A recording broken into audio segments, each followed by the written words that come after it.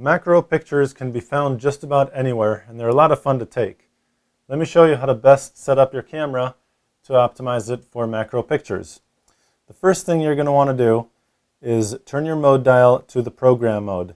This will give you the flexibility needed in order to set it up. So let's go ahead and turn that on.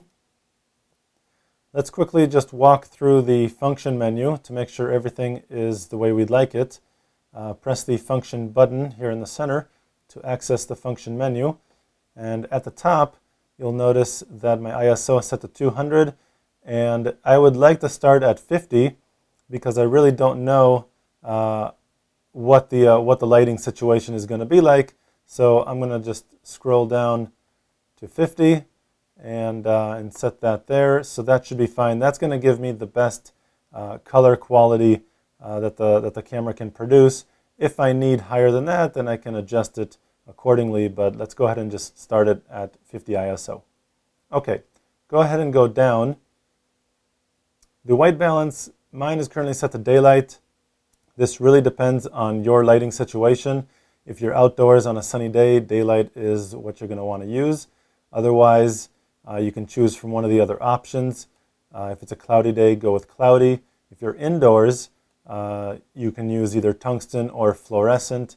Those are both good options for indoor lighting.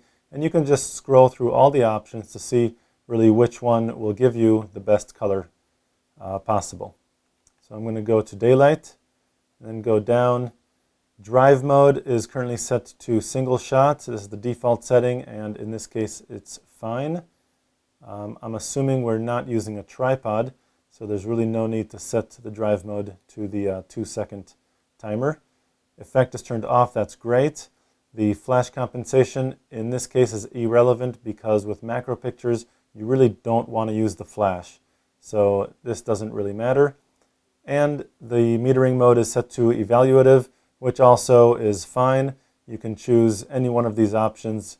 It really depends on your scenario, but evaluative is just fine for macros. There's really no difference here. Go ahead and press the function button to escape this menu. Now you'll notice, as I mentioned before, we're not going to use the flash. My flash icon indicates that the flash will not be used. If yours does not, go ahead and press the flash button or the up navigation button to scroll through the different flash options until you see that no flash icon. Okay, finally, in the back, what you're going to want to do obviously is set up the macro mode.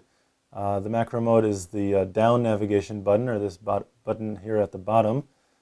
Press that once to access macro. That little flower indicates you're in the macro mode, and this will allow the camera to focus on subjects very close to the lens. A couple things you need to know when taking macro pictures. You want the zoom to be all the way out. So zoom out and physically step closer to the subject if you need it to fill up the entire frame. That's going to get you much better quality, and the camera will be able to focus a lot more easily. So zoom out and press the shutter button halfway. This is true for every picture you take with the camera. Just go ahead and press the shutter button halfway. Wait for that little green square to turn green, or the square to turn green, which indicates the camera is in focus, and then you can go ahead and take the picture.